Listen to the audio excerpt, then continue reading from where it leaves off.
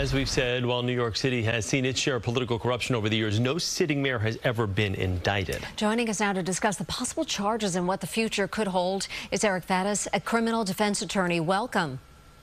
Good to be with you. Now, from a legal standpoint, what is your reaction to this possible federal indictment?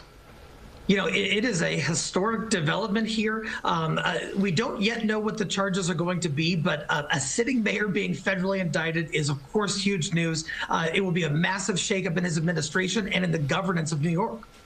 So there have been several investigations into Adams and members of his administration. We know federal authorities were looking into donations made to his mayoral campaign from people connected with the Turkish government. If that is the root of this indictment, what kind of charges are we looking at here?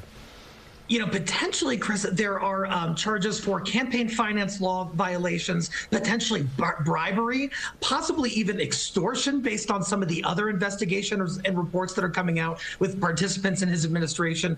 Is it possible that there's even a RICO charge, that there's an allegation of a criminal enterprise here? We don't yet know, but we should learn today.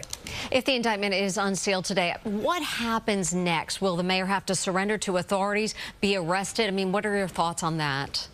I think an arrest is likely, Mary. I think that would kind of be the standard procedure. Now, it's unlikely that Mayor Adams would be detained during the pendency of any federal case, you know, unlike Diddy and some of the other recent indictments that have come down.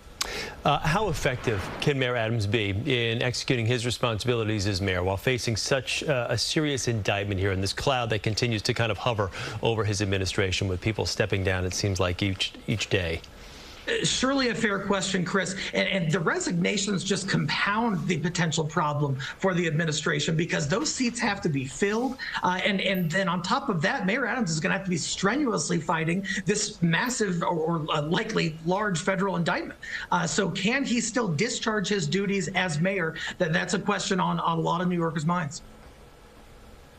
Eric Faddis, our criminal defense attorney and analyst, thank you for joining us, Eric. We appreciate it. Good to talk with you. Till next time. All right. And